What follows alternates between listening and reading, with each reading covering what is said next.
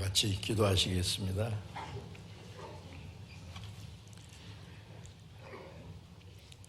우리를 사랑하시는 거룩하시고 자비로우신 하나님, 우리 아버지, 하나님을 멀리 떠나 죄 가운데 행하던 저희를 불쌍히 여기시고 아무 공로 없이 구원해 주신 그 크신 은혜 감사드립니다.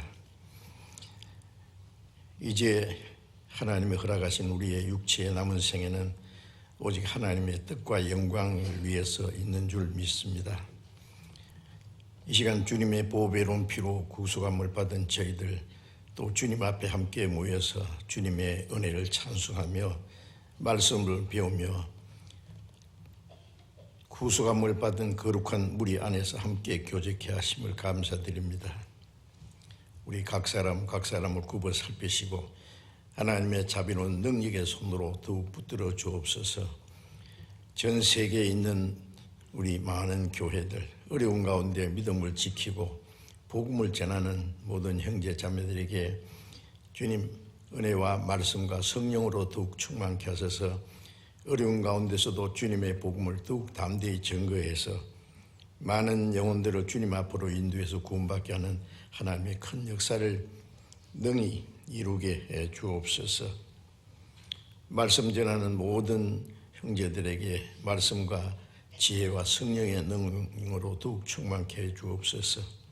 병중에 있는 형제 자매들, 어려운 가운데 연약한 가운데 있는 사람들 일일이 보살펴 주시고 합당하신 은혜를 베풀어 주셔서 더욱 강건함을 주시고 남은 생에 하나님의 뜻과 영광을 위해서 주님의 교회에 섬기며 봉사하는 일에 부족함이 없게 해 주옵소서.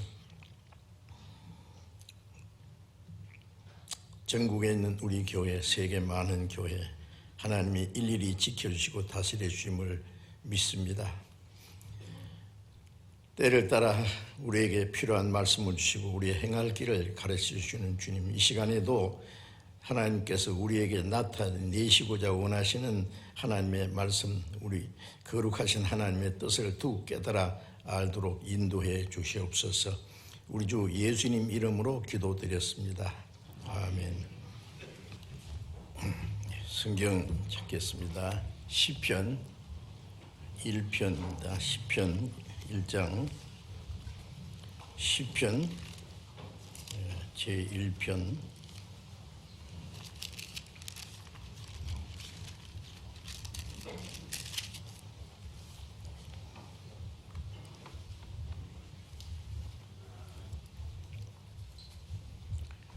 시편 1편 1절부터 6절까지 제가 읽겠습니다. 시편 제1편 1절부터 읽습니다. 복이 있는 사람은 악인의 꾀를 좇지 아니하며 죄인의 길에 서지 아니하며 오만한 자의 자리에 앉지 아니하고 오직 여호와의 율법을 즐거워하여 그 율법을 주야로 묵상하는 자로다. 저는 시냇가에 심은 나무가 시절을 쫓아 과실을 맺으며 그 잎사귀가 마르지 아니함 같으니 그 행사가 다 형통하리로다. 악인은 그렇지 않으며 오직 바람에 나는 겨와 같도다. 그러므로 악인이 심판을 견디지 못하며 죄인이 의인의 회중에 들지 못하리로다. 대저 의인의 길은 여호와께서 인정하시나 악인의 길은 망하리로다. 거기까지.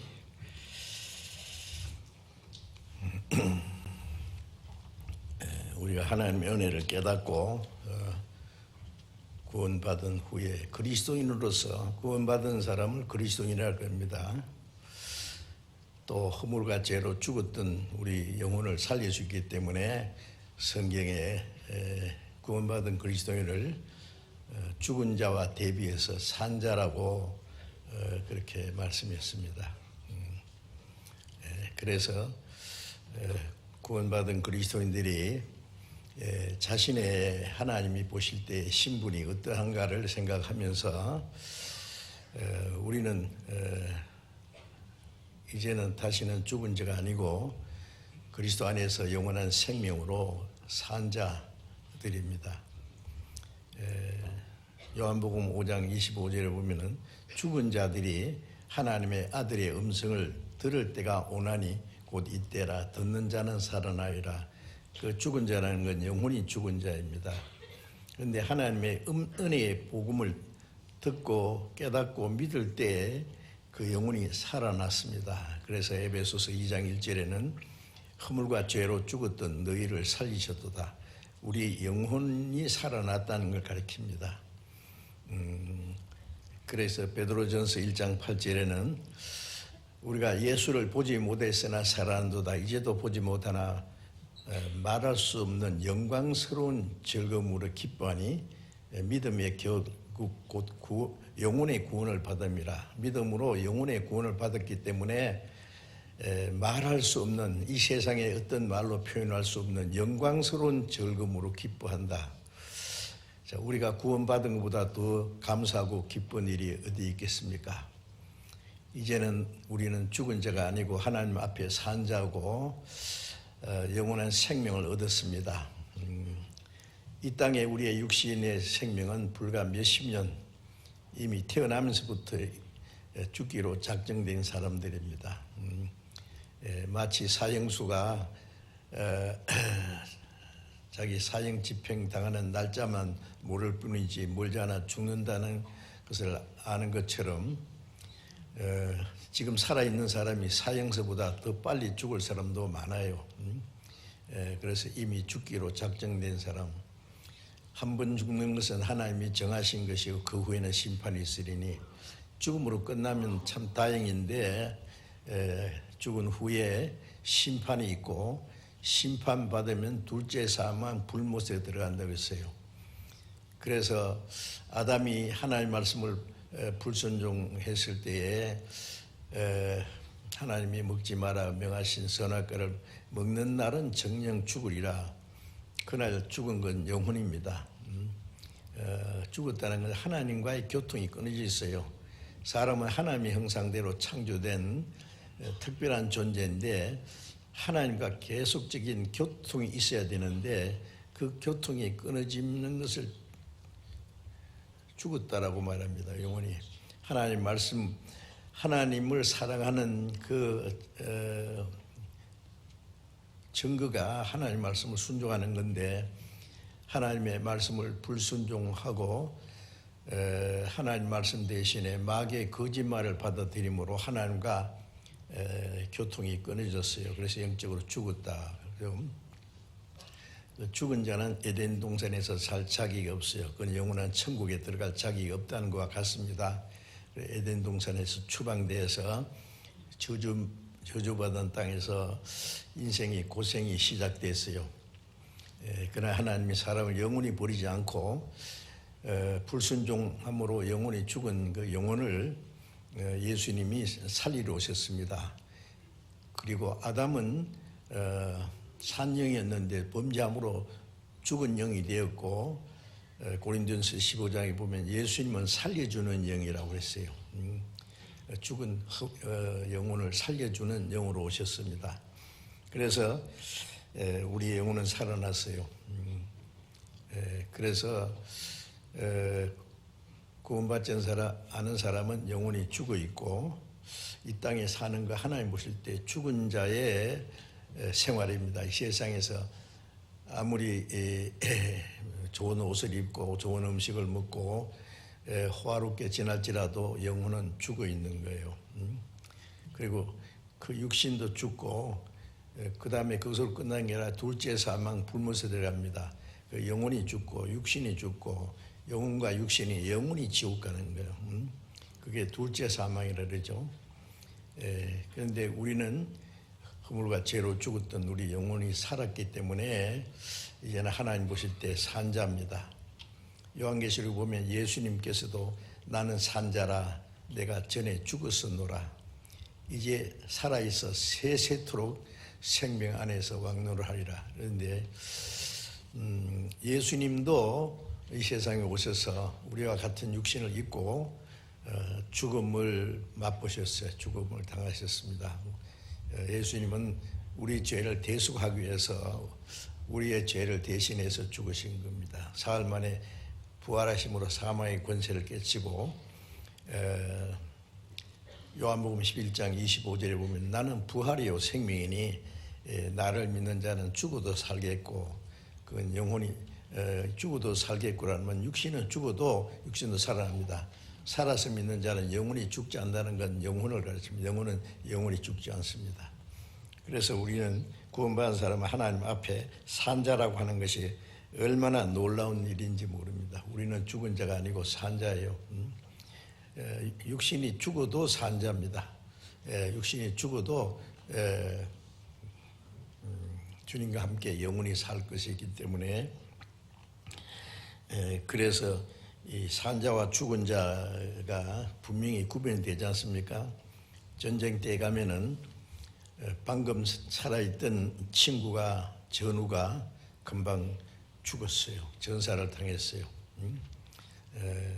그래 나는 아직 죽지 않았다. 살아있다는 거하고 죽은 거하고 얼마나 차이가 있습니까? 이제 우리는 이제 우리의 영혼이 산자입니다. 이제 산자라는 걸 잠시도 잊지 말고 이제는 죽은 자와 우리는 구별된 모든 생활을 해야 됩니다. 산자가 죽은 자처럼 살아서는 안 되죠. 이 시편 1편에는 지금부터 약 3,000년 전에 기록된 말씀이지만은 이 말씀은 우리 거듭난 그리스도인들에게 주어진 말씀이고 시편 1편에는 의인과 악인을 계속 구분해서 말씀했는데 구원받은 사람은 그리스도 안에서 의인이 됐어요. 하나님 보실 때 사람은 의인은 하나도 없다 그랬는데 예수님이 우리 죄를 대속하시고 부활하심으로 그 주님의 생명을 주심으로 우리는 그리스도 안에서 의인이 됐어요. 로마서 5장 19절에 보면 한 사람이 순종치 않음으로 많은 사람이 죄인 된 것 같이 한 사람 아담이 순종하심으로 아담 안에 태어난 사람은 전부 죄인인 것처럼 한 사람 예수님이 순종하심으로 많은 사람이 의인이 되리라. 예수님은 의인입니다. 우리 같은 육신의 몸을 입고 오셨지만은 그는 나면서부터 죄가 없는 분이고 한 번도 죄를 지을 일이 없고 하나님의 율법을 다 지켜주셨어요. 우리를 대신해서. 그 예수님이 의인인데 구원받은 사람은 그 의인의 생명을 받았어요. 우리의 죄는 주님이 죽어서 죽으셨고 부활하신 주님이 나의 의예요. 그래서 그리스도 안에서 우리는 의인이 됐습니다. 그래서 이게 시편 1편에는 의인과 악인이 그 생활에 대해서 그리고 결국이 어떻게 될 것인지까지 여기에 짧은 시편 안에 잘 기록해 주셨습니다. 그래서 시편 1편 1절에 복 있는 사람은 악인의 꾀를 좇지 아니하며 죄인의 길에 서지 아니하며 오만한 자의 자리에 앉지 아니하고. 자, 아주 특별히 이제 설명한 말씀인데 복 있는 사람은 누구냐? 세상 사람들이 복 있는 사람은 부자, 온갖 것을 다 가지고 명예와 권세와 그런 사람을 아주 참 복받은 사람이라 그러고 그런 복을 받으려고 노력하는데 이 성경에 말하는 것은 복은 그런 복이 아닙니다. 마태복음 5장에 보면은 심령이 가는 자는 복이 있나니 천국이 저희 것이며 우리가 이 세상에 아무것도 없이 빈손으로 와서 또 빈손으로 살다가 갈 때도 빈손으로 가는 그 인생의 무상함을 아는 것이 심령이 가난한다고 했어요. 아까 시편 39편 4절 5절을 암송하신 것 같은데 그 이스라엘 왕 위대한 다윗 왕이 주변의 나라를 다 정복하고 통일 왕국이온 아주 위대한 왕이었습니다. 그런데 그가 말하기를 하나님이여 나의 종말 내가 언젠가 갑자기 죽을 것을 종말을 알게 해주시고 내 연한이 어떠함을 알게 하사 내 일생이 얼마나 짧은지 나로 나의 연약함을 알게 하소서. 나폴레옹은 불가능의 단어는 내 사전이 없다 큰 소리 치지만은 워터루 전쟁에서 패전하고 센터 헤르나섬에서 귀양살이 하면서 불가능 앞에 꼼짝 못하고 나는 실패했다. 얼마나 많은 사람이 내게 충성을 맹세했지만 그들은 다 나를 버렸다. 그러나 나사렛 예수 그대가 이겼다. 그 참 이상한 말을 했답니다. 나폴레옹이 예수님을 어떻게 알았는지 모르지만은 그가 전쟁터에 나갈 때에 구름에다가 책을 잔뜩 싣고 갔대요. 그리고 하루에 잠은 한 몇 시간 안 잤다 그러잖아요. 몇 시간 잤는지 모르겠어요. 잠을 별로 안 자고 뭐 했느냐 밤에 책을 읽었답니다. 근데 그가 읽은 책이 마지막이 성경인 것 같아요. 성경에서 얼마나 진리를 깨달았는지는 모르겠습니다만은 그래서 그가 말하기를 나사렛 예수 그대가 이겼다. 얼마나 많은 사람이 그에게 충성을 맹세하고 그러기 위해서 죽기도 하지 않았느냐. 그 십자가에 죽어서 다 이제 실패한 줄 알았는데 그분이 가장 승리자다 그 말이에요. 근데 다윗은 가장 그 영광스러운 왕위에 누가 감히 다윗 왕을 대항할 수 있겠어요. 주변에 있는 나라 다 정복하고 통일왕으로 이루는데 그가 가장 그 위대한 자리에 있을 때에 나의 연약함을 알게 해주세요. 나의 연한이 어떠한지. 우리의 연수가 70이요 강건하면 80이라도 그 연수에 자라는 수고와 슬픔뿐이 신속히 날아가나이다. 방금 지나가요. 주께서 나의 날을 손넓이만큼 되게 하사 나의 일생에 주의 앞에는 없는 것 같사오니. 손바닥 넓이만 이 개미 올려놓으면 금방 기회가 다 떨어지는 것처럼 우리 일생에 하나님 앞에는 손들비만큼 돼. 주 앞에서는 내 일생이 없는 것 같습니다. 그 말이 맞아요. 사람마다 그 든든히 쓴 때에도 진실로 허사뿐이니이다. 이제 부자 됐다. 이제 잘 살아보자. 오래전에 이제 있었던 일인데 미국에서 고생하면서 돈을 많이 버는 사람이 이제 식구대로 이제는 고생 그만하고 이제 고국에 돌아가서 이제 편히 살면서 이제 세계 여행이나 좀 다니고 이렇게 살자 그러면서 한국에 왔어요. 그 가족이 첫 번 여행 같은 데가 괌입니다. 실제 있었던 거예요. 저 신문에 발표됐으니까. 괌에 여행하러 갔다가 이 여객기가 괌에 도착하는 과정에 밤중에요. 산에 부닥쳐서 비행기 타고 있던 사람들이 전체가 다 아주 참사를 당했습니다. 비참하게. 그 가족이 그때 죽은 거예요. 그것이. 이제는 돈 많이 벌었으니까 앞으로 이제 편히 살자. 그런데 참 그 눈 깜짝할 사이에 그렇게 될 줄 누가 알겠어요. 많은 사람들이 시간 차이뿐이지 마찬가지입니다. 어떤 사람은 사업에 성공했다고 그러는데 금방 병이 들어가지고 병원에 들어가서 일어나지도 못하고 있고, 화로운 집이 무슨 소용이 있으며 세계에서 최고의 멋진 자동차를 누가 탈 겁니까? 자기는 병원 침대에 누워서 그냥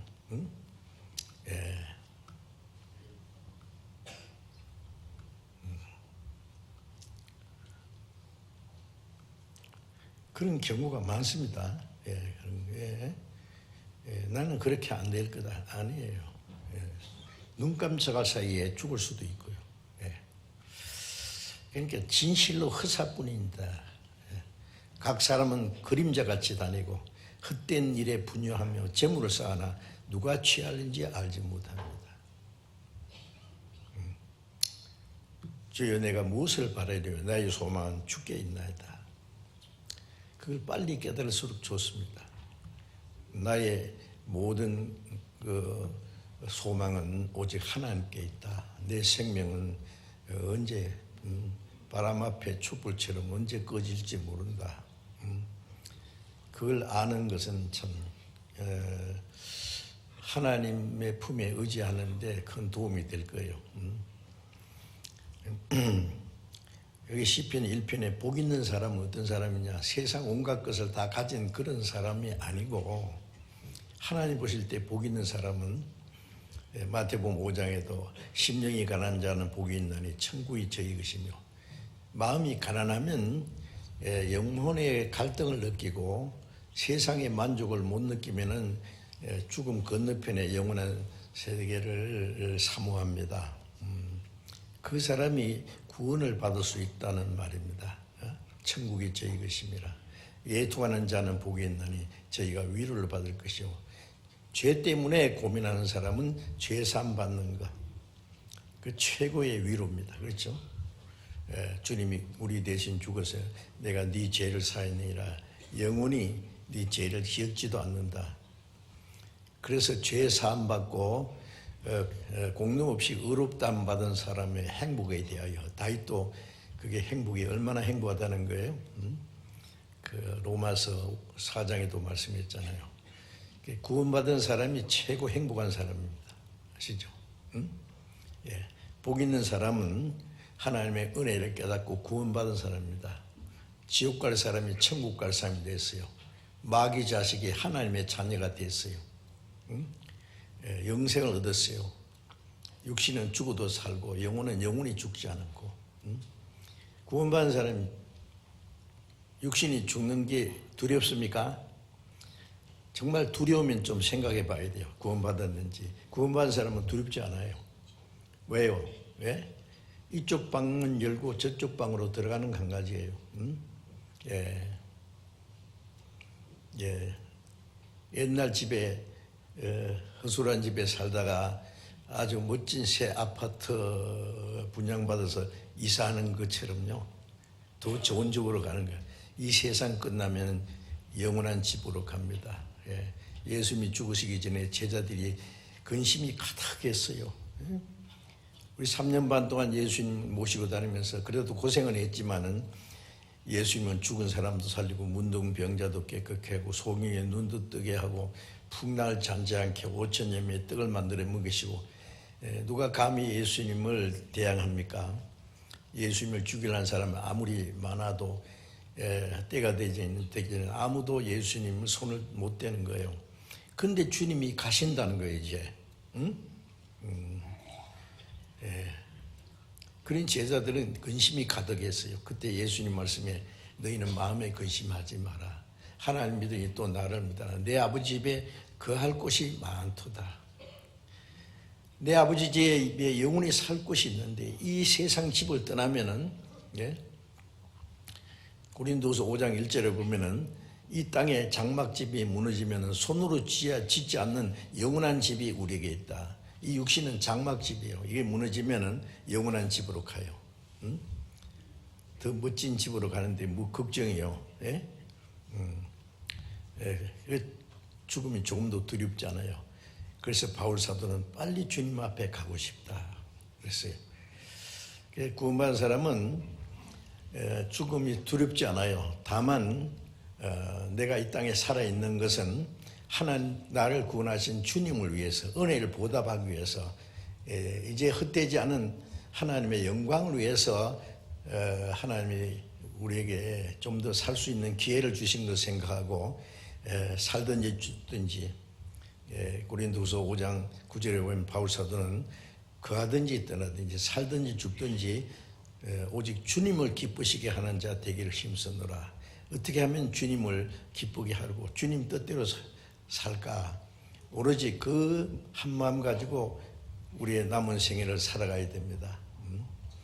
이제 그래서 구원받은 사람은 하나님 보실 때 가장 복 있는 사람입니다. 복 있는 사람. 영원한 생명을 얻었고 다시는 심판과 저주를 받지 않고 나 같은 죄인이 하나님의 아들이 됐다. 영원한 천국 갈 백성이 됐다. 천사들은 하나님의 아들이 되지 못하는 거 아세요? 천사는 한번 타락하면은 예수님이 천사를 위해서는 죽지 않습니다. 아시죠? 한번 타락하면 영원히 멸망이요. 그래서 루시퍼와 함께 하나님 앞에 타락한 천사, 그들이 마귀와 그의 사자들이라고 했잖아요. 그들을 위해서 영원한 지옥이 준비되어 있고 그 천사, 타락한 천사를 위해서는 예수님이 십자가에 죽지 않습니다. 천사를 만드신 목적하고 사람 만드신 목적부터가 달라요. 천사는 처음부터 부리는 영으로 만들었고 일꾼이고 사람은 그 천사가 탐냈던 하나님과 같이 되는 자리를 주시려고 사람을 만들었어요. 그러니까 사람이 그 마귀의 그 시험에 넘어서 타락했지만은 그것으로 끝난 것이 아니라 예수 그리스도로 말하면 우리를 다시 구원해서 원래 사람을 창조하신 목적대로 그 하나님의 사랑의 짝이고 하나님과 같은 영광을 얻을 수 있는 자리로 끌어올렸습니다. 우리가 구원받았다는 게 얼마나 놀라운 일인지 아세요? 천사보다도 높은, 천사는 하나님의 아들이 되지 못해요. 천사는 그리스도의 신부가 되지 못해요. 그리스도의 신부라는 것은 아무리 촌에서 살던 촌뜨기 아가씨도 결혼을 잘하면은요 그 부자의 마님이 될 수도 있고 대통령 영부인이 될 수도 있어요. 그렇죠? 우리가 그리스도의 신부라고 하는 것은 그리스도는 만왕의 왕이셔요, 그분이. 그리스도의 신부는 뭐예요? 왕비가 되는 거예요.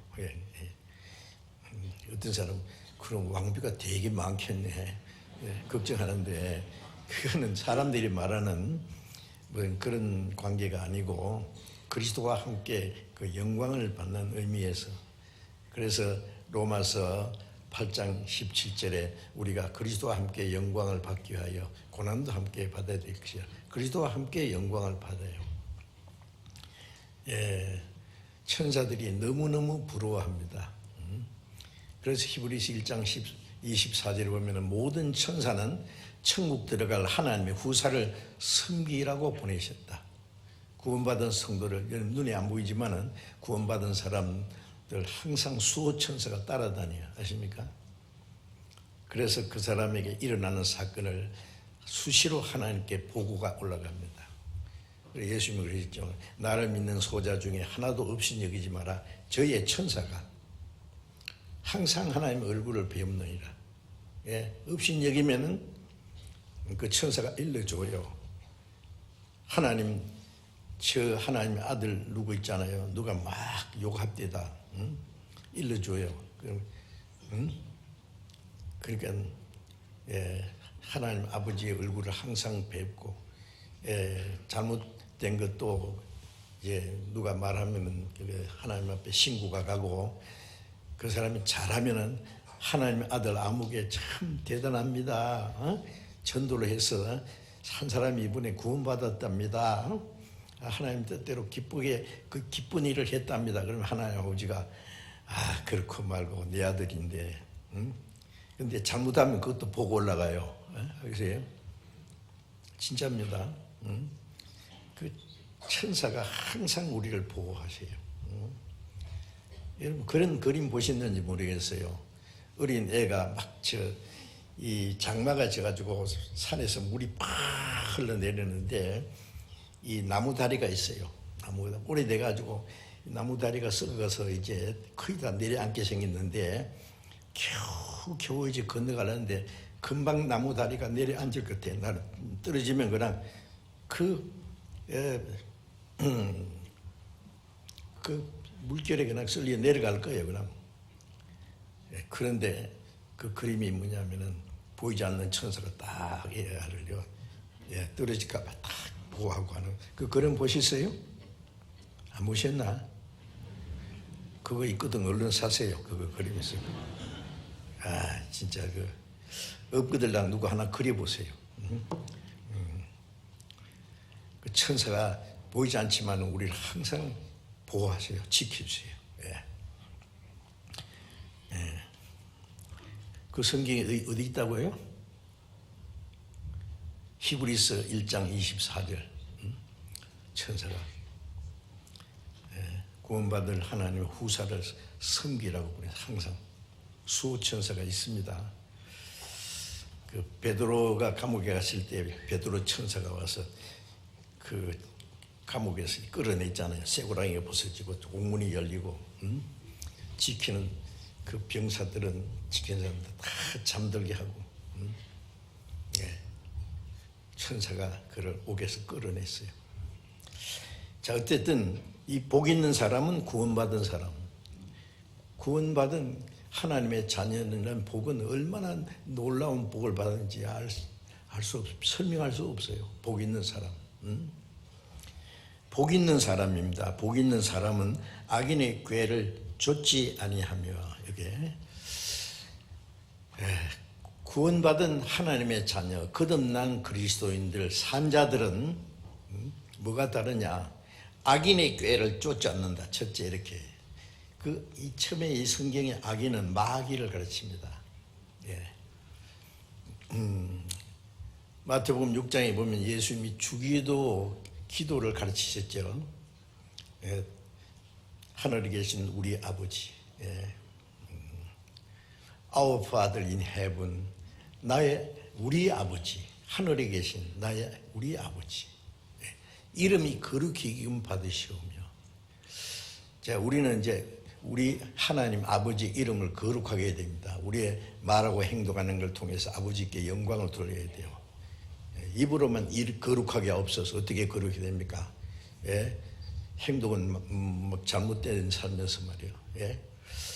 이름이 거룩하게 여김 받으시며 나라에 임하옵시며, 하나님의 나라가 이 땅에 이루어지도록 기도하고 복음 전해서 사람의 영혼이 구원받으면 하나님 나라가 계속 이제 이 땅에 확장되게 하는 거잖아요. 나라에 임하옵시며 뜻이 하늘 준 같이 땅이 이루어지이다.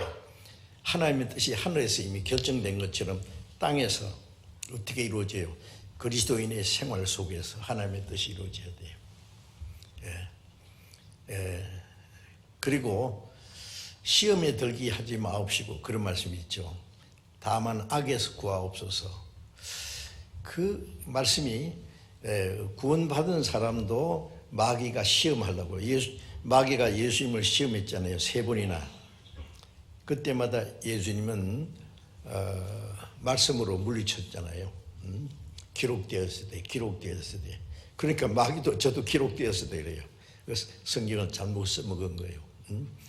예수님을 높은 성전 꼭대기에 세워놓고 뛰어내리라. 기록되었을 때 주의 사자가 네 발을 땅에 돌에 부딪히지 않게 하리라. 마귀가 그 성경을 이용해 먹었더래요. 그러니까 예수님이 기록되었을 때 주 너희 하나님을 시험치 말라. 저쪽에 성경을 잘못 이용하면은 이쪽에 그 성경을 가지고 이겨요 또. 그러니까 이제 그 다음부터는 마귀가 말씀을 이용 못해요. 끝까지 말씀으로 그 마귀의 시험을 이겼습니다. 악한 자의 시험. 다음은 악에서 구하옵소서라는 그 성경에 보면 밑에 악한 자입니다. 마귀가 우리 구원은 못 뺏어가도 우리 신앙생활을 제대로 못하도록 쓸모없는 인간을 만들도록 우리를 시험해요. 그 시험이 넘어지면은 정말 문제예요. 확실히 구원받은 사람은 구원은 이루어지지 않겠지만은 정말 신앙생활을 젓는 모델 실패해요. 그러면 큰일 납니다. 그러면. 그래서 시험에 들게, 악한 자의 시험에 들게, 다만 악의 세력에서 보호해 주십시오라고 기도를 하라고 말씀하셨죠. 그러면 이 악한 자가, 악인의 꾀가, 마귀가 우리를 꾀인다니까요. 꾀인다고. 잠언 1장 10절에 보면은 내 아들아 악한 자의 꾀를 쫓지 마라. 악한 자의 꾀. 마귀는 눈에 안 보이니까 그 악한 사람들이 있어요, 주변에. 예? 예, 그 사람들 통해서 나를 넘어뜨리려고 그래요. 우리를 아주 꾀가 꾀예요, 꾀. 우리를 아주 꼬시는 거예요. 아주 교활하게, 아주 친절하게, 매력 있게, 자기를 위하는 것처럼. 그럼 결국은 그 믿음을 넘어뜨리는 게 목적이에요. 어떨 때는 돈으로 시험해 오고, 어떨 때는 이성관계로, 이성에 약한 사람이 있어요. 여자로 남자로 가지고 여자를 꼬시고, 예. 그게 넘어지면 신앙생활하기 아주 치명적입니다. 아주 어려워요. 예. 그리고 고린도전서 15장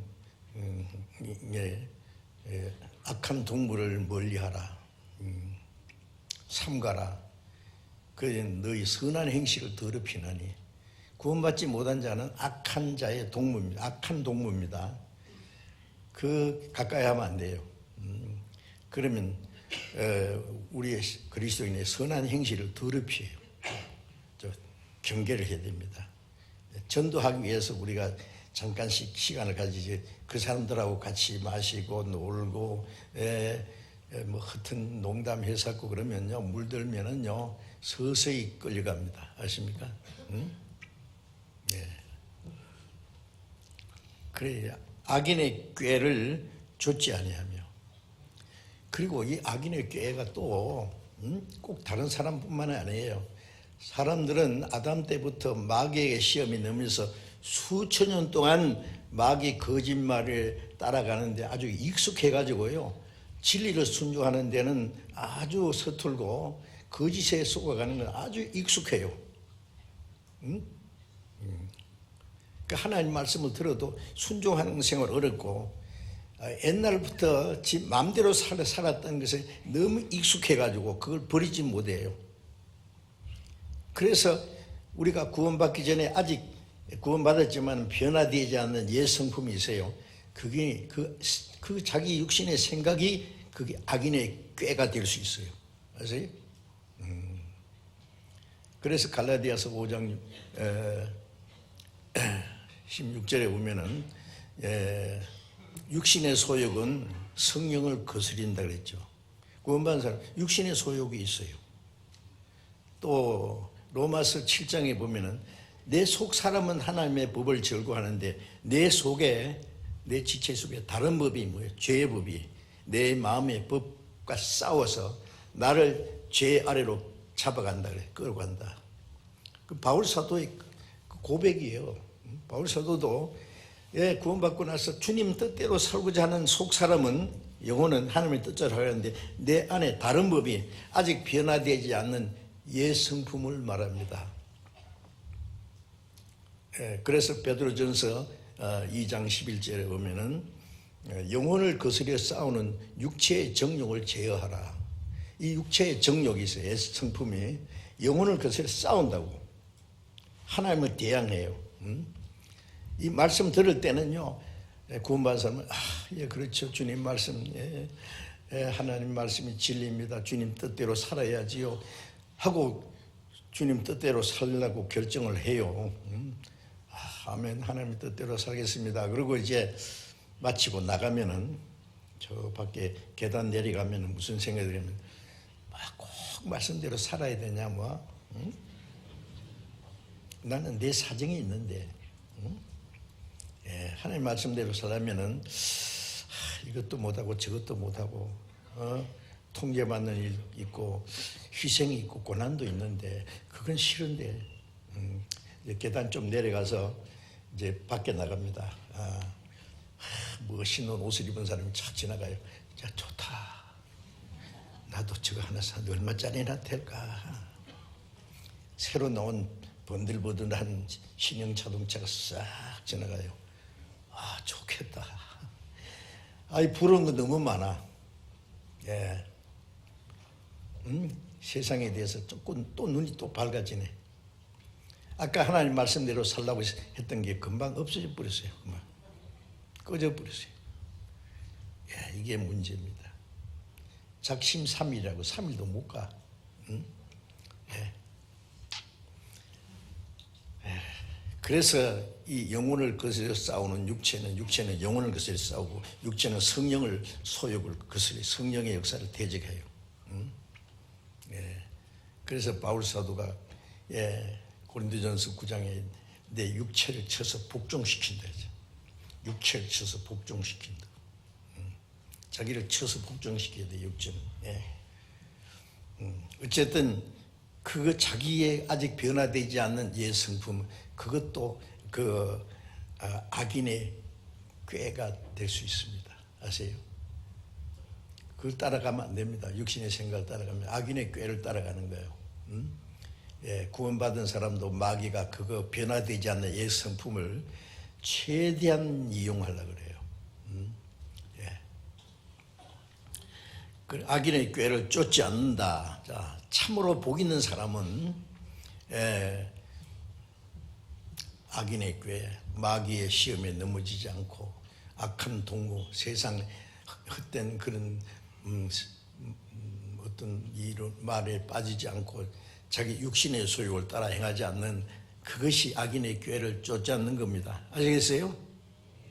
아시겠어요?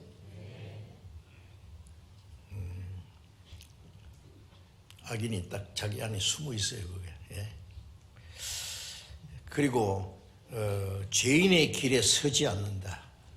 쫓지 않는다는 것은 생각이 따라가는 것이고, 쫓는다는 것은, 죄인의 길에 선다는 것은 죄인의 길로 가는 걸 말하는 거예요. 응? 이 죄인은 구원받지 않은 사람이 죄인인데, 구원은 받았어도 성품은 아직 죄인이에요. 길은 아직 그대로 가고 있는 사람이 있어요. 그리스도인들처럼 살다가 육신을 따라 살다가 왔다 갔다 하네. 응? 언제까지 그럴 거예요? 우리가 가는 이 길은 좁고 매우 험해. 뭐 그랬죠?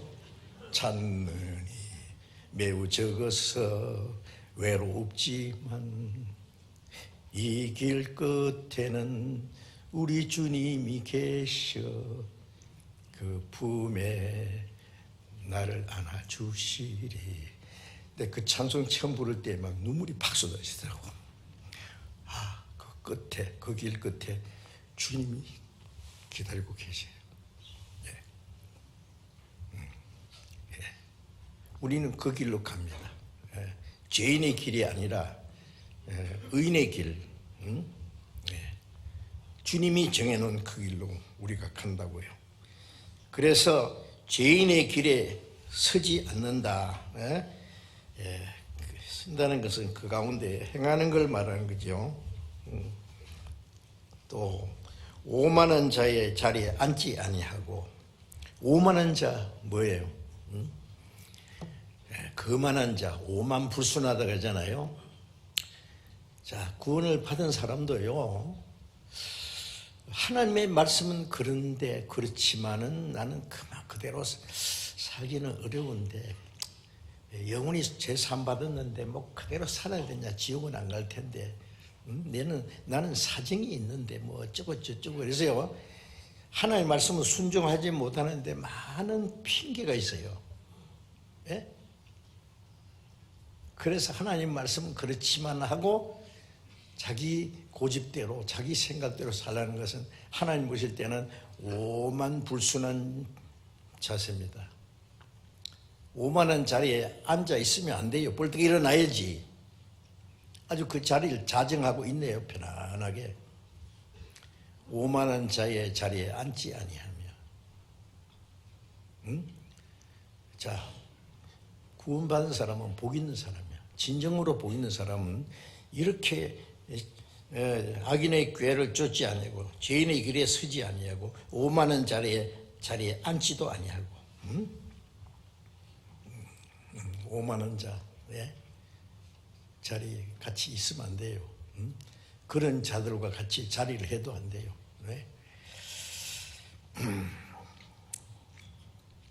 오직 여호와의 율법을 즐거워하며. 성경에 오직이라는 말이 많이 나옵니다. 오직이라는 것은 one way, 오직 한 길입니다. 한 길. 아세요?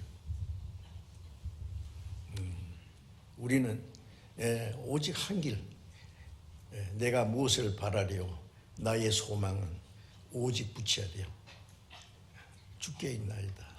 이 세상은 아무 소망 없어요.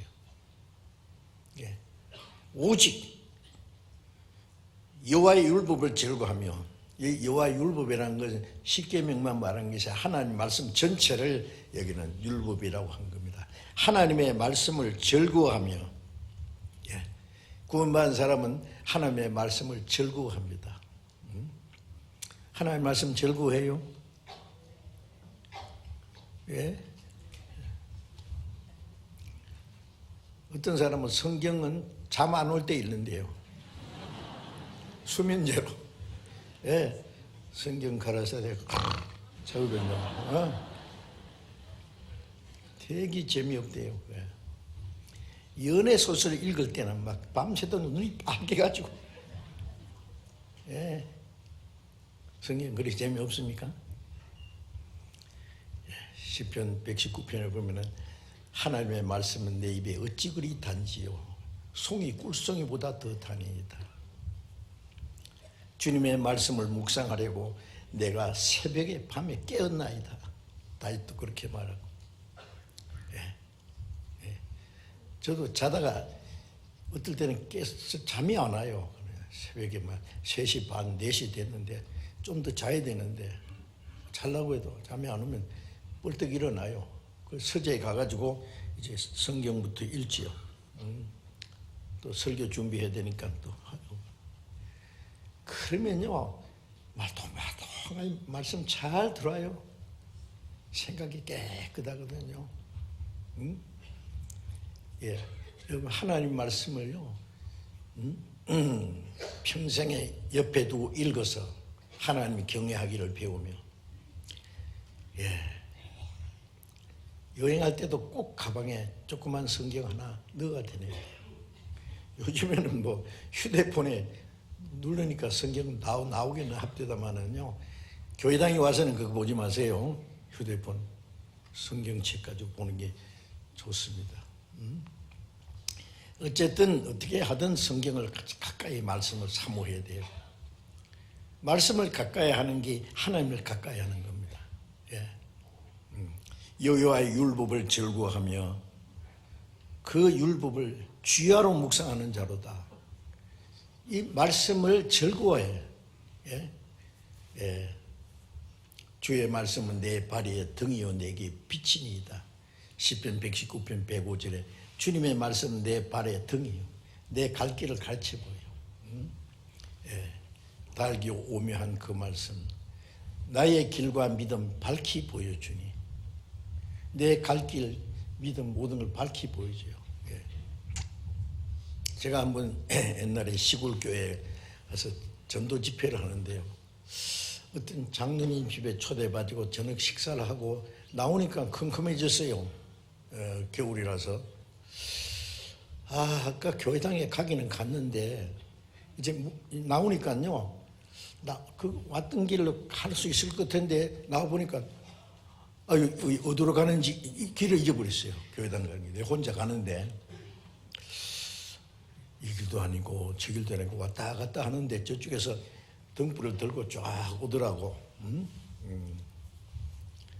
저 여기 이 교회가 어디로 갑니까? 그러니까 어디 교회 가세요? 그러니까 예 그래요. 이렇게. 날 따라오세요. 교회 가는 게 그 사람 뒤에 따라왔더라고. 제가 왜 밝을 때는 잘 갔는데 등이 없으니까 길을 처음 가는 길이라서 잊어버렸어요. 우리는 천국 가는 길은 처음 가는 길입니다.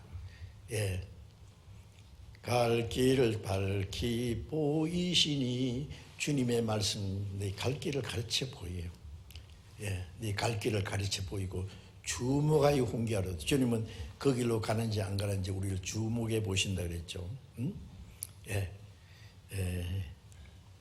그래서 시편 119편 133절에 나의 발걸음을 주의 말씀에 굳게 세우시고 아무 죄악이 나를 주장치 못하게 하소서. Order my step in thy word. 내 발걸음을 주님 말씀 가운데로 명령해 주세요. 그랬어요.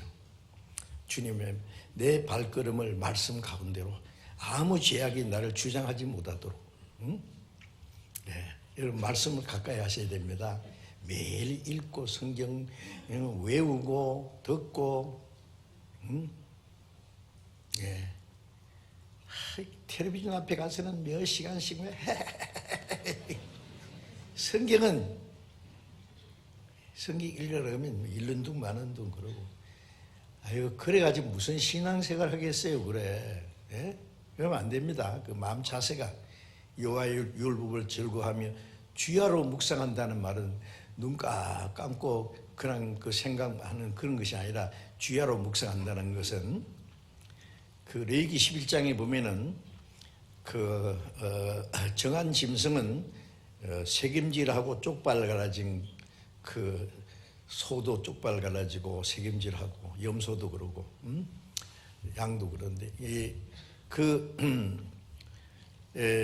새김질하는 게 소 요새 보기 어려운데요. 옛날에 그 시골에 가면 소 구루마 딱 이렇게 뭐 대놓고 저 소가 기다리는데 소는 이렇게 가만히 있을 때 가만히 있어요. 뭔가 자꾸 씹어요.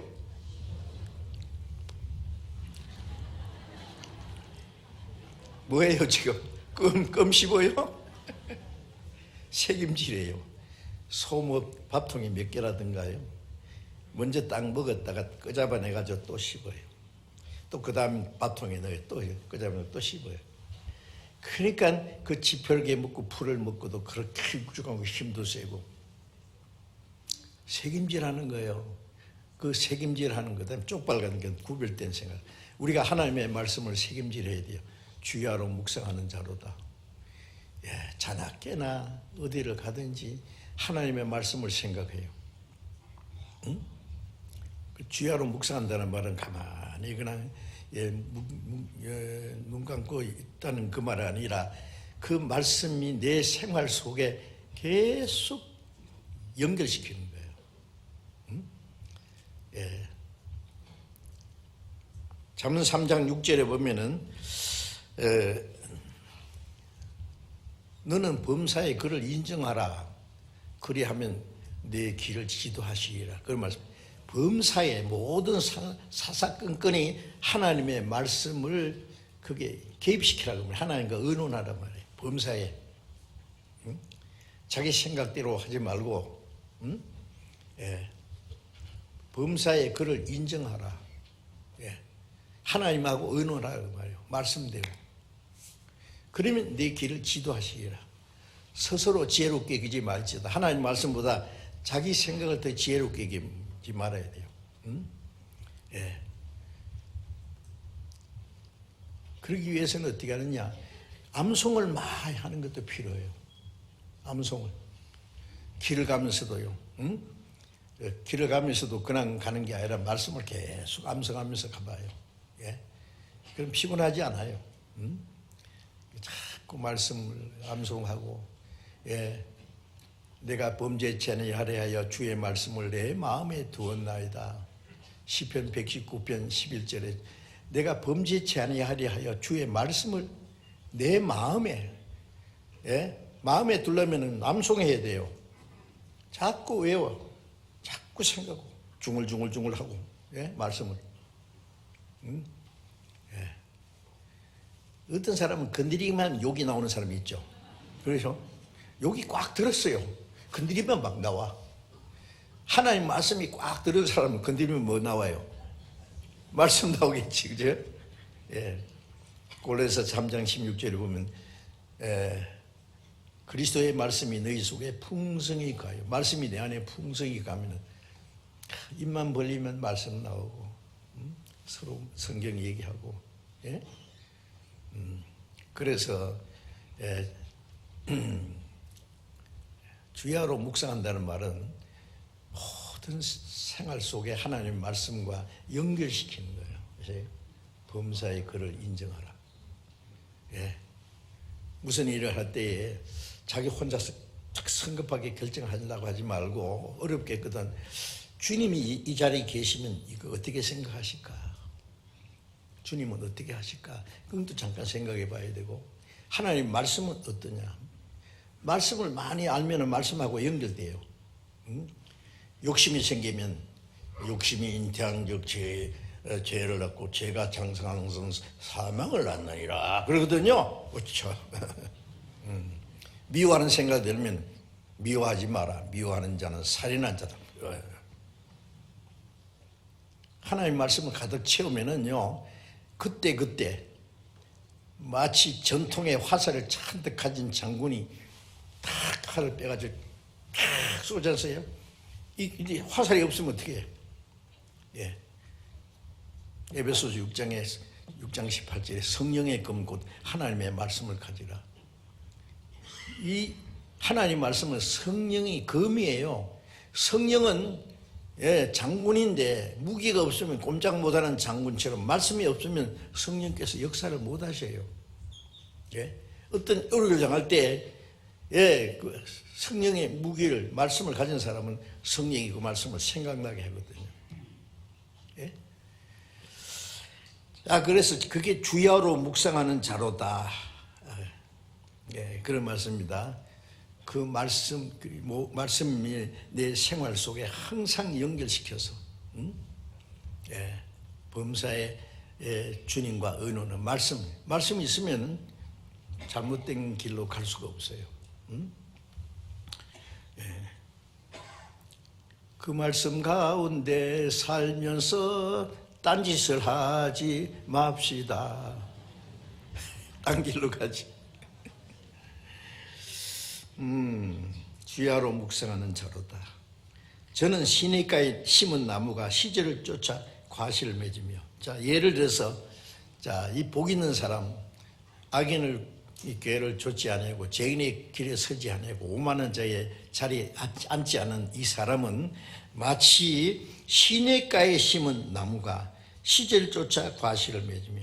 시냇가에 심은 나무는 뿌리를 시내에 쫙 뻗었기 때문에 가뭄이 와도 걱정이 없어요. 예, 잎사귀가 마르지 않아요. 잎사귀가 청청해요. 예?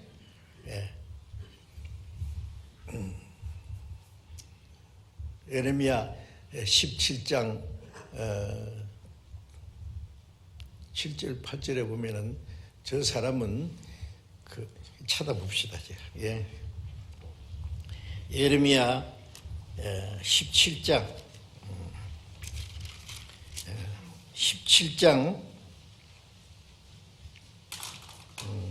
6절 7절 보겠습니다. 가만히 참았어요.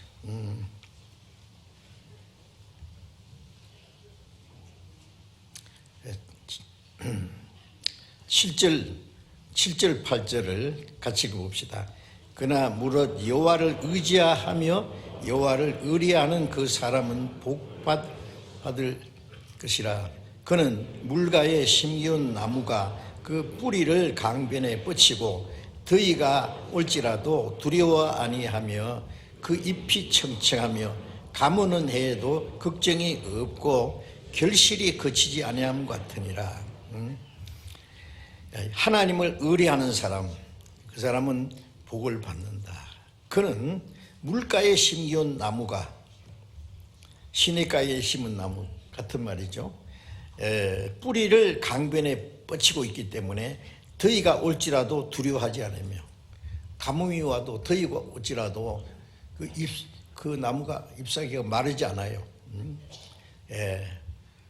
두려워 아니하며 잎이 청청하며 가무는 해도 걱정이 없고 결실이 그치지 아니함 같으니라. 자, 이 복 있는 사람, 하나님 말씀을 절부하고 주야로 묵상하고 주님 말씀 안에서 사는 사람들은 마치 강변에 뿌리를 탁 뻗치고 잎이 청청하고 자라서 때를 따라 열매 맺는 나무처럼, 예? 어떤 고난과 어려움이 와도 흔들리지 않아요. 두려워하지 않아요. 잎사귀에 마르지 않는 게 청청해요. 예, 그런 사람은 얼굴 보면 알아요. 얼굴이 환해요. 어떤 일이 있어도 걱정 안 해요. 주님이 같이 계신데, 주님은 의뢰한 사람은, 예? 주님은 나의 의지하신 분, 내 모든 형편을 다 아시는 분인, 나는 믿고 또 의지함은 내 모든 형편 잘 아시는 주님, 늘 간수해 주실 것을 내가 확실히 아네. 그 무슨 걱정이에요? 뿌리를 다른 사람 보지 못하지만 강변에 쫙 붙이는 것처럼 내 마음이 주님과 다 연결돼서 주님의 은혜 안에서 항상 기쁘고 감사하고 넘쳐요.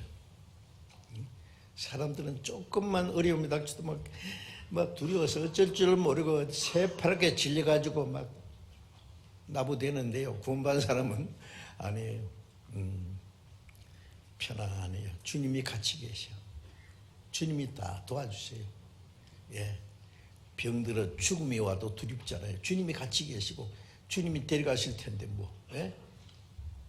편안해요. 예. 스데반의 돌에 맞아 죽으면서 얼굴을 보니까 천사 같더라잖아요. 그러니까 유대인들이 깜짝 놀래가지고 말이야. 천사 같은 모습이 더 미운 거예요, 그럼. 예? 맞아 죽으면서도 막 천사 같아. 보라 하늘 문이 열리고, 예? 예수님이 하나님 보좌 우편에 서셨다. 앉아 계시다가 벌떡 일어났어요. 스데반을 보고. 예? 예. 그 사람들이 보지 못하는 하늘 문이 열리고 주님이 그 서신 걸 보니까요.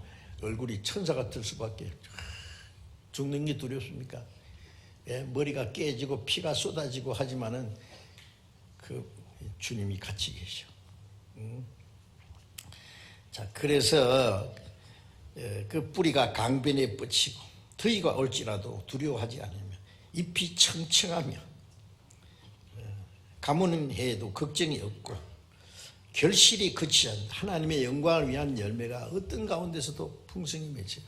바울 사도 생애를 보세요.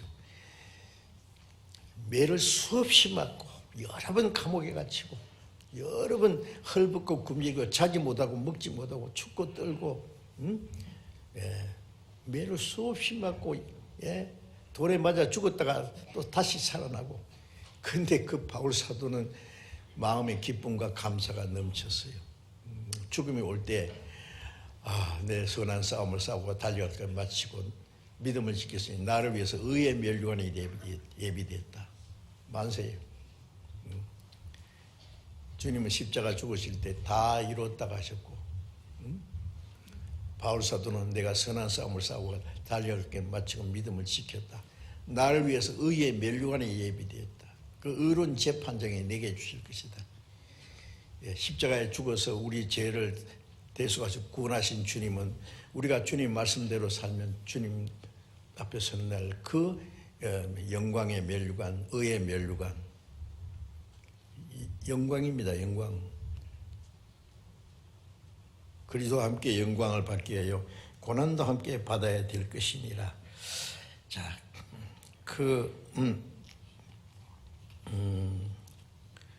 영광스러운 자리에 있습니다. 그리고 이제 시편 1편에 돌아가 보겠습니다. 시편 1편 3절에 저는 시냇가에 심은 나무가 시절을 쫓아 과실을 맺으며 그 잎사귀가 마르지 아니함 같으니 그 행사가 다 형통하리로다. 악인은 그렇지 않으며 오직 바람에 나는 겨와 같도다. 악인은 어떻게 하느냐? 이 의인처럼 하나님의 말씀을 절거한다든지 그런 거 없어요. 그냥 가뭄이 오면은 다 잎사귀에 말라서 떨어지는 것처럼 조금만 고난이 와도 어쩔 줄을 모르고 뭐 소망도 없고 아무 하나님 의지하는 마음도 없으니까요. 예, 바람에 나는 겨와 같도다. 바람에 나는 겨와 있죠. 마태복음 5장에 보면은 세례요한이 자기 앞에 나온 사람들에게 말하기를 도끼가 나무 뿌리에 놓였으니 좋은 열매 맺지 않는 나무는 찍어 불에 던지우리라. 나는 너희에게 물로 세를 주거니와 내 뒤에 오신 이는 성령과 불로 세를 주시니 손에 키를 들고 자기 타작마당을 정하게 하사 알곡은 모아 곳간에 들이고 쭉지기는 끄지 않는 불에 태우시리라. 주님의 주시는 성령의 침세를 받으면은 알곡을 맺힐 것이고, 아니면 쭉쟁이들은 성령과 불로는요, 어떤 사람은 기도하다가 화끈하니까 그 불세례 받았다는데 그게 아니고요, 지옥입니다. 성령의 세례를 받으면은 성령이 충만해서 하나님의 영광을 위한 맺히고, 맺히지 않으면은 쭉쟁이는 끄지 않는 불에, 지옥불에 던져버려요. 손에 키를 들고 타작할 때요, 옛날 사람들요, 이제 타작해가지고 이렇게 키를 가지고요, 기계로 요즘에 확 돌리는 것도 있지만 옛날에는 이렇게 키를 까부는 게 있잖아요. 막 이렇게 까부르면은 제일 먼저 뭐 날아가요? 먼지 날아가요. 그 다음에는 금부락지 날아가요. 그 다음에 또 착 하면 또 뭐 날아가요? 쭉쟁이 날아가요. 세게 까불면 반쭉쟁이 날아가요. 이제 그러면 이제 알곡은 까불수록 뒤로 탁 돌아요. 그렇죠? 그러면 이제 쭉쟁이는 다 날아가고 알맹이 탁 틀어가지고 이제 담아가잖아요. 알곡은 모아 곳간에 들이고 쭉쟁이는 끄지 않는 불에 태우는 것처럼 알곡과 쭉쟁이가 나눠져요.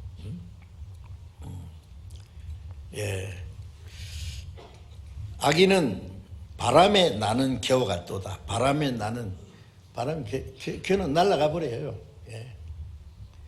에베소서 2장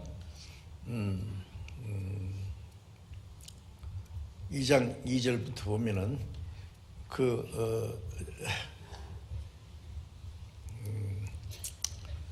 죄와 허물로 죽은 영혼은 공중의 권세 잡은 자를 따랐으니, 세상 풍속을 쫓고 세상 바람을 따라 흘러가요. 바람이 부는 대로, 물길이 치는 대로 죄의 사조를 따라서 살아요. 세상 풍속을 따라 행하며, 세상의 풍속을 따라서, 죄의 사조를 따라서, 육신의 생각과 육신의 욕심을 따라 지내며 마음이 원하는 대로 해서 본질상 진노에 받을 자식이었다. 그냥 이 세상의 풍속, 이 세상 사람들은 보이지 않는 이 바람에 불려 흘러가요. 그냥 쭉쟁이처럼 타작할 때 되면요, 쭉쟁이들이 금부락지하고 같이 막 마당에 바람이 불면 빙빙빙 돌아요. 야, 또시가 빨리 마당 써라. 그러면 싹싹 써가지고 불에다 처럼 태워버려요. 쭉쟁이는 꺼지지 않는 불에 태우시리라. 바람이 나는 겨 같은 이 악인은 그 바람이 부는 대로 자기 육신의 소유를 따라 사는 걸 말합니다. 시편 1장 5절에 그러므로 악인이 심판을 견디지 못하며, 하나님의 심판을 견디지 못한다는 것은요, 어떻게 감당할 수가 없어요. 하나님의 심판과 저주, 심히 두렵고, 영원히 하나님의 심판을 피할 길이 없어요. 심판을 견디지 못하며 죄인이 의인의 회중에 들지 못하려다. 의인의 회중이 거룩한 무리죠. 구원받은 성도들의 무리는 따로 있어요. 여기 우리 거듭난 사람들이 이제 하나님의 자녀로서 하나님의 말씀을 따라 성령을 따라서 살고 성령 하나 되신 걸 지키고 주님 안에서 서로 교제하고 사랑하고 주님 말씀대로 살아가는 이 거룩한 무리입니다. 그 의인의 회중입니다. 그게 주님이 교회잖아요. 예, 악인은 그 의인의 회중에 들지 못하리로다. 예. 혹시 뭐 구원 안 받은 사람이 세상 마음대로 살던 사람이 이런 교회에 와서 앉았으면은요 재미없을 거예요. 막 빨리 끄다 나나. 아이고 빨리 끝나면 내 재밌는데 가야 되는데 오늘. 예? 그 가면 막 신나죠. 예. 이런 데 오면 재미없어요. 맹성맹성해가지고. 예? 예수 믿는 사람 무슨 재미로 사노? 응? 또 마시고 또 마시고 이 밤이 지나도록 마시고 미치고 자빠지고. 에이구 참말로 그게 좋아요. 그렇게 지옥 가서도 그렇게 춤추고 흔들란가요. 응? 회중에 들지 못하려다. 대저 의인의 길은 여호와께서 인정하시나 악인의 길은 망하리로다. 의인의 길은 하나님이 인정하시고 우리 구원받은 사람들이 말씀 안에서 순종하는 그 모든 생활은 하나님이 인정하시고 받아주시죠. 기뻐하셔요. 그러나 악인의 길은 망하려도 그 결국은 영원히 멸망이에요. 응? 예. 그래서 악인의 형통을 부러워하지 말고 두려워하지도 말고. 응? 예. 악인이 그날을 형통하게 지나다가 경각간에 음부에 떨어지느니라.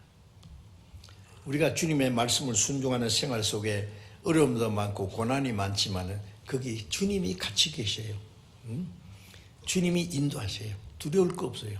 응? 예. 그래서 우리의 남은 생애는 이제 그리스도인으로서 복 있는 사람으로 하나님의 뜻대로 살아가는 것이 우리의 생활입니다. 시편 37편을 잠깐 같이 보십시다. 37편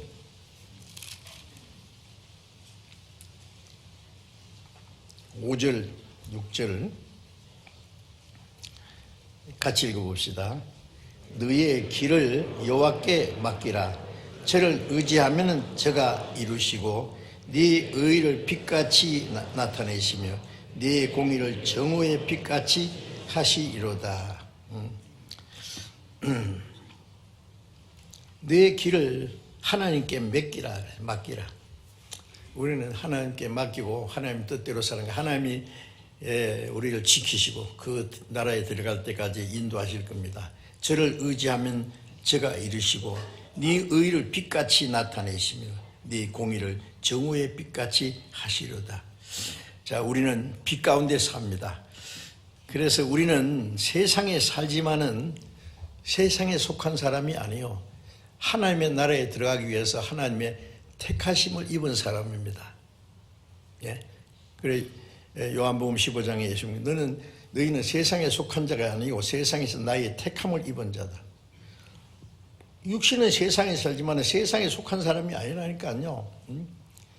이 세상 나의 집은 아니요, 나의 집은 저 하늘 저 너머에 있고 천사들이 날 오라고 하늘에서 부르니 나는요 이 땅에 있을 마음 없어요. 나의 집은 이 세상이 아니에요. 나의 집은 저 하늘 저 너머 하나님 나라에 영광스러운 집이 있어요. 내 아버지 집에 거할 곳이 많도다. 예? 천사들이 빨리 오라고 손짓하네요. 자, 우리는 이 땅에 왜 사느냐? 죽지 못해 삽니까? 무슨 미련이 있어서 삽니까? 아니에요. 할 일이 있어서 살아요. 주님 안에서 주님의 사랑을 받은 사랑을 우리가 서로 살면서 실천하고 주님의 말씀을 순종하고 주님 뜻대로 좀 살다가 가야지. 응? 주님의 복음을 전해서 또 다른 영혼들이 구원받게 하고. 예? 구원만 딱 따먹고 갈 거예요. 주를 위해서 좀 고난도 받아보고 말씀도 순종하고 주님 뜻대로 살고 전도도 해보고 하나님이 기쁘시게 하는 일을 좀 하다가 가야 될 거 아니에요. 자, 그래서 그리스도인들은 사는 목적이 있어요.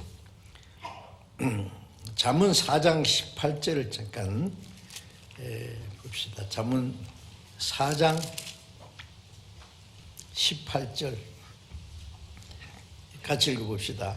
의인의 길은 돋는 햇빛 같아서 점점 빛나서 원만한 광명에 이르거니와. 의인은, 구원받은 의인은 길은 돋는 햇빛 같아서, 아침에 떠오르는 햇빛 같아서 점점 빛나서 원만한 광명이래. 원만한 광명은 하나님의 광명에까지 점점 주님을 닮아가는 거예요. 점점 우리는 이 어두운 세상에 사는데, 우리는 예수님이 그랬잖아요. 너희는 세상의 빛이라. 예수님이 생명의 빛이고 우리는 주님의 빛을 받아서 세상에 이제 그 빛을 전달하는. 그래서 점점 빛나서 원만한 광명에 이르거니와. 19절에 보면은 악인의 길은 어둠 같아서 그가 거쳐 넘어져도 그것이 무엇인지 깨닫지 못. 악인은 가다가 걸려 자빠져서 지옥에 떨어질 때까지 그게 뭔지 몰라.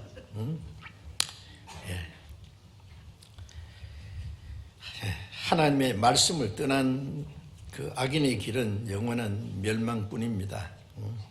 자, 우리 산자는 하나님의 말씀에 절대 복종합니다. 요한복음 14장을 잠깐 보겠습니다. 요한복음 14장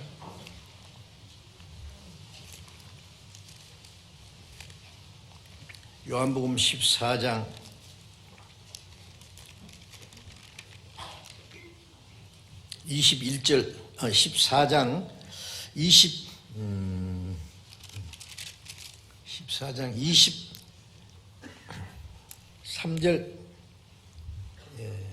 24절 같이 읽어봅시다.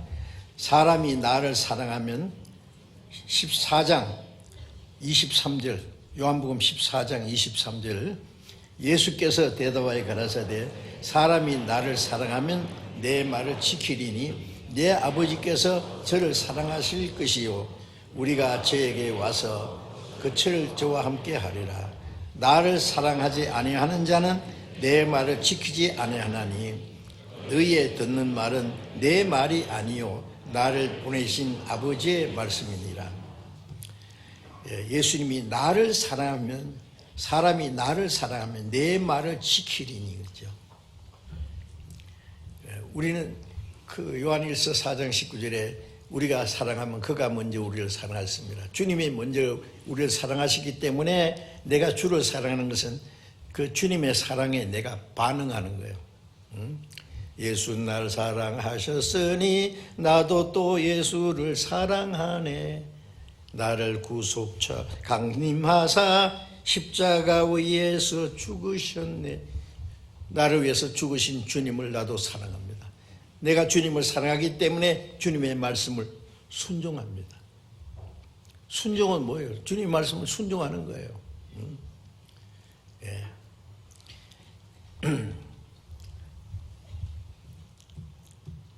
사람이 내 말을 사랑하면, 나를 사랑하면 내 말을 지키리니 내 아버지께서 저를 사랑하실 것이요.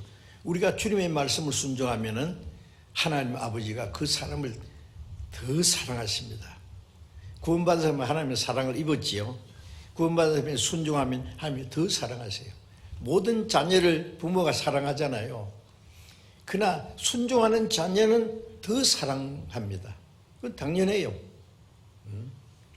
말라기 3장에 보면은 사람이 자기를 섬기는 아들을 귀히 여긴 같이 너희가 하나님을 섬기면 하나님이 너를 더 귀히 여기시리라. 하나님을 사랑하는 사람은, 순종하는 사람은 하나님이 더 사랑하시고, 우리가 하나님을 섬기면 그 사람을 더 귀히 여기셔요. 그거 당연하죠. 아버지께서 저를 사랑하실 것이요 우리가 저에게 와서 그처를 저와 함께 하리라. 사랑하는 사람들끼리는 같이 살고 싶어 하잖아요. 그죠? 사랑하는 사람은 같이 영원히 같이 살면 얼마나 좋을까. 그렇죠?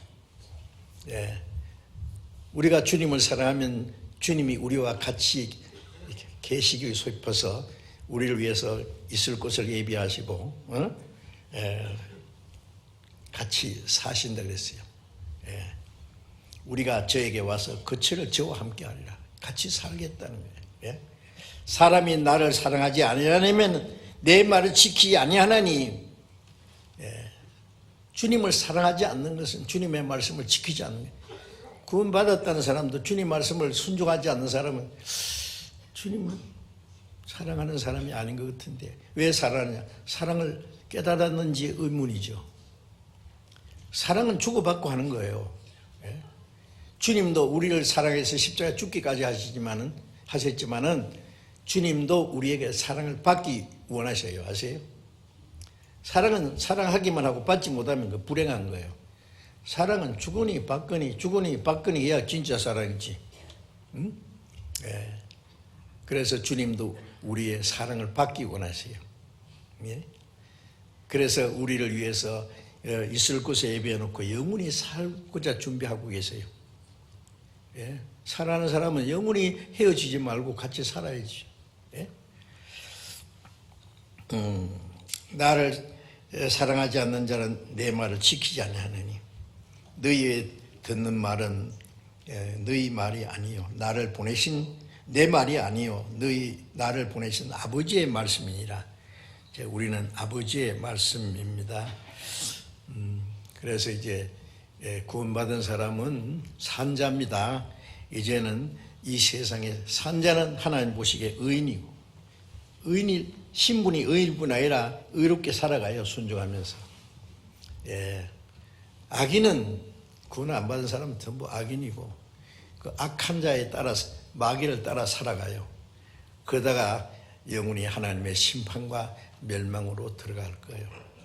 우리는 거기서 거룩하게 구별된 사람들입니다. 이제 산자는 산자답게 우리의 남은 생애를 살아가야 하겠습니다. 오늘 여기까지 말씀드리겠습니다. 기도하겠습니다. 자비로우신 하나님 아버지, 주님의 보배로운 피로 우리 죄를 영원히 씻어주시고 아무 공로 없이 구원해 주셔서 다시는 심판과 저주를 받지 않게 하시고 우리를 하나님의 거룩한 자녀로 그 나라와 하나님의 영광에 들어가게 하신 그 크신 은혜를 감사합니다. 이제 우리의 남은 생애 가운데 또 주님이 우리와 같이 계셔서 우리의 발걸음을 인도하시고 하나님의 뜻과 영광 안에서 살 수 있도록 도와주는 그 크신 은혜 감사합니다. 주님의 보배로운 피로 구속함을 받은 저희들 남은 생에 오직 하나님의 뜻과 영광을 위해서 살 수 있도록 하나님의 말씀과 능력으로 지켜주시고 이 세상에 아무 제약이 우리를 주장치 못하도록 인도해 주시옵소서. 우리 주 예수님 이름으로 기도드립니다. 아멘.